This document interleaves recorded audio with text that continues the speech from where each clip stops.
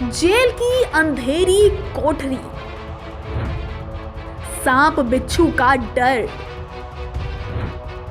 आपातकाल का दौर और गिरफ्त में मोरारजी देसाई। वो आपातकाल का दौर था। नागरिक अधिकारों पर सरकारी बंदिश थी, मीडिया पर गवर्नमेंट का कंट्रोल था और विपक्ष के तमाम नेता जेल में बंद थे। मगर तब उस वक्त की प्रधानमंत्री इंदिरा गांधी ने चुनाव का ऐलान कर दिया, जिससे न सिर्फ विरोधी बल्कि कांग्रेस के नेता भी हैरान और परेशान थे।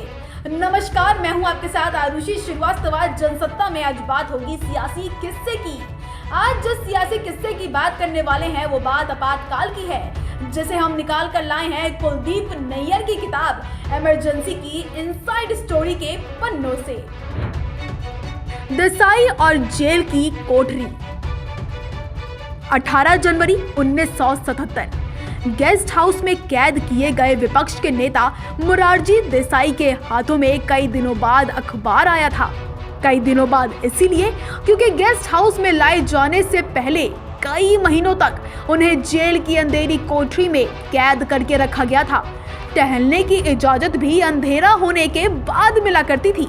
आखिरकार उन्हें जब गेस्ट हाउस शिफ्ट किया गया तभी अखबार पढ़ने की इजाजत मिली और अखबार उठाते ही उन्हें पता चला कि पीएम इंदिरा गांधी ने मार्च 1977 के अंत में आम चुनाव के संकेत दिए हैं। इस खबर के साथ ही देसाई की रिहाई का आदेश भी आ गया, जिसे सुनकर उन्हें बिल्कुल भी हैरानी नहीं हुई, क्योंकि वो जानते थे कि रिहाई तब होगी जब चुनाव होगा।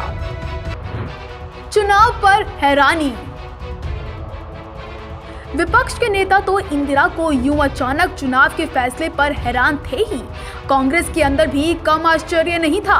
वरिष्ठ पत्रकार कुलदीप नैयर अपनी किताब इमरजेंसी की इनसाइड स्टोरी में लिखते हैं कि कई कैबिनेट मंत्री भी आश्चर्यचकित थे कि चुनाव का ऐलान यूं अचानक भला कैसे हो गया। श्रीमती इंदिरा गांधी ने उनसे कहा कि एक लोकतांत्रिक सरकार को समय समय पर जनता के बीच जाना पड़ता है। मुझे मालूम है कि हम एक जोखिम भरा कदम उठा रहे हैं, मगर ये करना होगा। इसके बाद वहां मौजूद कांग्रेस नेता कुछ न कह सके। विपक्ष एकजुटता पर ऊहापोह।